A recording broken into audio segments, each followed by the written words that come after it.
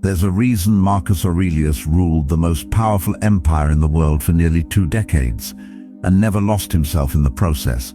Not because he was born great, not because power came easily, but because of what he did before the world got to him. Every morning, before the Senate, before the petitions, before the weight of millions of lives rested on his decisions, Marcus sat down and wrote. Not orders, not strategy, not public declarations of greatness. He wrote to himself.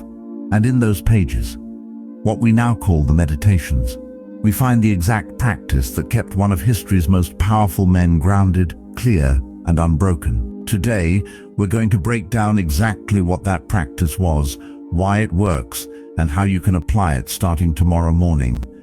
Before we get into the practice, you need to understand the weight this man was carrying.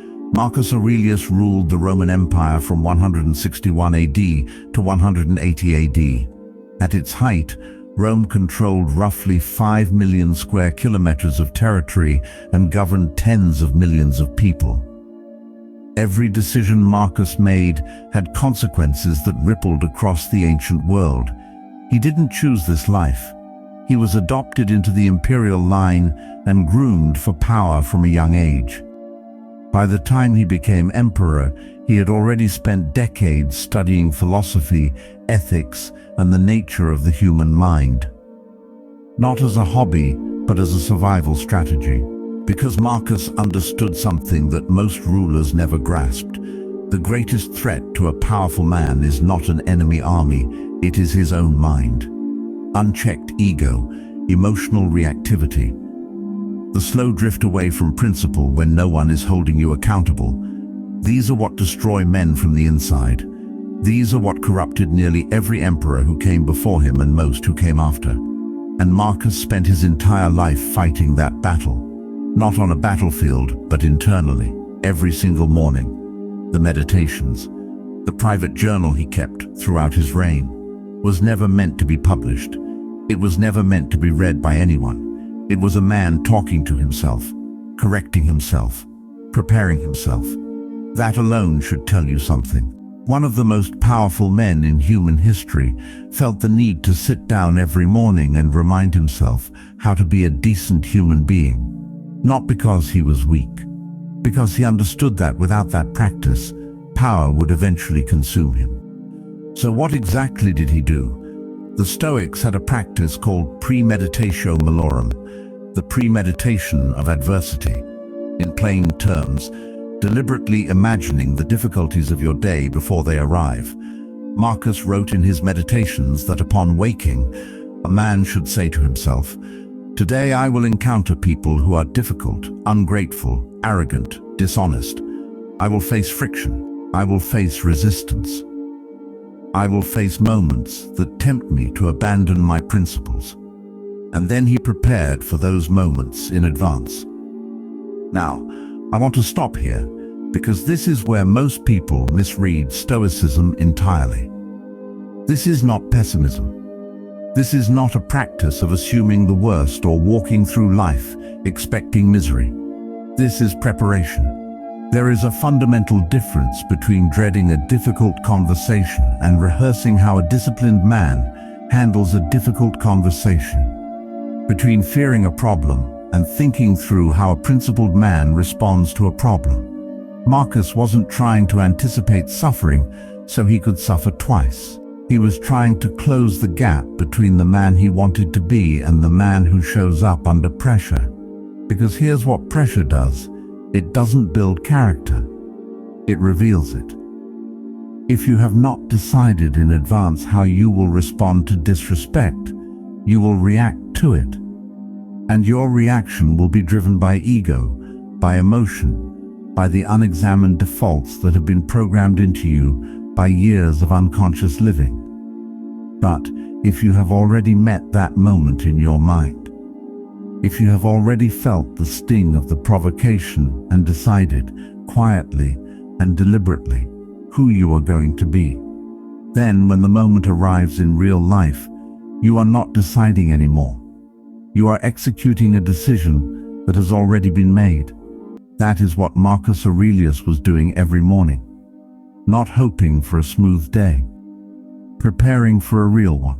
Here's why this practice actually works, and why modern psychology has essentially rediscovered what the Stoics understood 2,000 years ago. The human mind does not respond well to surprise. When something unexpected and negative happens, the brain's threat response activates. Cortisol spikes. Rational thinking narrows. You go from being a thoughtful, intentional person to being a reactive creature driven entirely by the immediate moment. This is not a character flaw. It is biology. But here's what research on mental simulation consistently shows. When we mentally rehearse an experience before it happens, the brain begins to treat it as partially familiar. The emotional charge of the event is reduced, the gap between stimulus and response. That critical space where your character lives widens. You've essentially pre-processed the experience. You've given your mind a map of the territory before you have to travel through it. Athletes do this. Elite soldiers do this. Surgeons do this. High-stakes negotiators do this. They call it visualization, mental rehearsal, stress inoculation. The terminology changes. The mechanism is the same. Marcus Aurelius was doing stress inoculation before the concept had a name.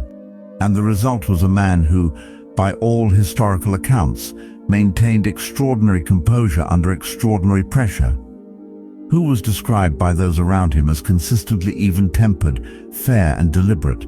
Not because life was easy, but because he had trained his mind to meet life as it actually was, not as he wished it to be. That distinction is everything. Most people are living in a fantasy version of their day. They expect cooperation. They expect fairness. They expect the world to arrange itself around their preferences. And every deviation from that fantasy produces frustration, resentment, and reactive behavior. Marcus had no fantasy. He had a practice. So let's make this concrete, because philosophy without application is just entertainment. If you want to implement the morning practice of Marcus Aurelius, here are 3 questions to sit with every morning. Ideally before the phone, before the noise, before the world starts pulling at you. Question 1. What is likely to challenge me today? Not what you fear. Not a catastrophic hypothetical. What you honestly and realistically expect. The meeting with the person who tends to be difficult. The task you've been avoiding and can no longer defer. The environment that historically drains your focus. Name it specifically. Vague awareness doesn't prepare you. Precise anticipation does. Question 2. How does the man I want to be respond to that? Not how you instinctively respond. Not how you've responded in the past. How the version of you that you're building. The disciplined, principled, emotionally grounded version. How does that man respond? Decide now. Before the heat of the moment removes your ability to choose clearly. Question 3. What is actually within my control today? Because most of what causes daily suffering has nothing to do with what is genuinely within your control. Other people's behavior. Outcomes you can influence but not determine. Opinions you cannot change. The weather, the traffic, the politics of the office. Strip all of that away and return to the only thing that has ever been yours. Your effort, your attention, your character, your response. Anchor yourself there every morning, and you will move through your day differently. Not perfectly, but differently. 5 minutes, 3 questions.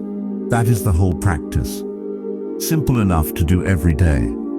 Powerful enough to change the kind of person you're becoming over time. Here's the part most channels skip. Most people, after watching a video like this, will find it genuinely interesting. They'll feel something. Maybe they'll even think, yes, I should do that. And then they won't. Not because they're lazy, not because they don't care, but because the morning is the easiest place to compromise. Because the phone is right there. Because it feels like there isn't time. Because the practice feels too small to matter. And that is exactly the trap. Transformation doesn't happen in the dramatic moments. It doesn't happen in the crisis or the breakthrough or the single decision that changes everything. It happens in the accumulation of small, consistent choices made in the quiet moments that no one is watching. Marcus Aurelius didn't write the Meditations for an audience.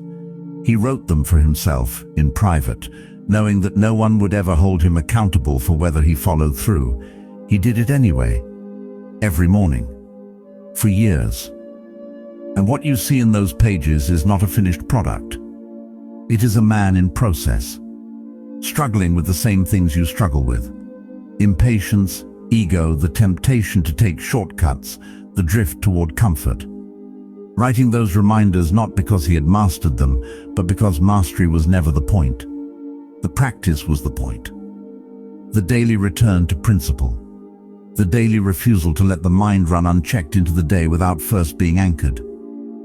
That is the thing worth emulating, not the results. The discipline of returning. Marcus Aurelius died in 180 AD on a military campaign. Still serving, still working, until the very end. He was not remembered as the richest emperor, or the most celebrated, or the most feared.